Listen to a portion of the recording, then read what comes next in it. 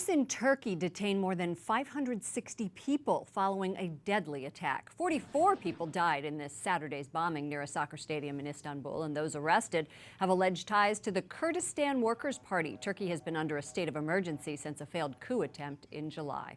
Dramatic video shows this moment. The bomb explodes inside a church in Cairo, Egypt, killing 25 people. ISIS today has claimed responsibility. The footage shows the alleged suicide attacker walking into the chapel moments before the explosion. It happened Sunday during Mass next to Egypt's main Coptic Orthodox church.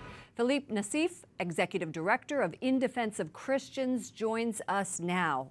What about those pictures? Weren't they terrible? Horrifying. Absolutely awful. Thank you for joining us. Absolutely. The bombing there was one of the deadliest terror attacks, not only since targeting Christians, but for years, since the militants have been there. Do you have any confidence in the Egyptian government holding anyone accountable for this? We have some confidence in the Egyptian government. Since the revolution in 2011 and then the counter-revolution in 2013, we've seen Egyptian Christians consistently getting caught in the middle between the government supporters and between the revolutionaries.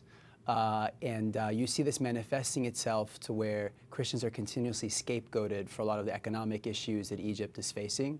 The Egyptian government is trying to clamp down on a rising militant, frankly, a tide of militant violence against not just Christians, but Egyptians in general, across the board. And we've seen this for years. Absolutely. You have also, your organization on other issues has reached out to the Obama administration for support on helping Christians, persecuted Christians. Have you reached out to the administration on this, and how have they responded, and do you plan to reach out to the new administration? We always are working with the current administration, both President Obama and then our President-elect Donald Trump have, support the Christian communities in the Middle East and non-Muslim communities, as well as just the fact that we have people that are innocently, that are being killed in wave of violence in all of these countries. And so they know about and are aware of just how challenging the situation is, and they know about our work.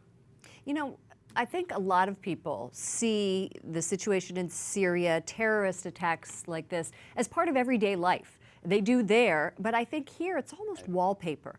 People don't quite understand what is happening to Christians in the Middle East. How do you convince people that they do have the ability to help and to support these persecuted Christians? Absolutely. Well, you know, the first issue that we have in the United States is that a lot of people don't know that Christians are still in the Middle East, that they exist.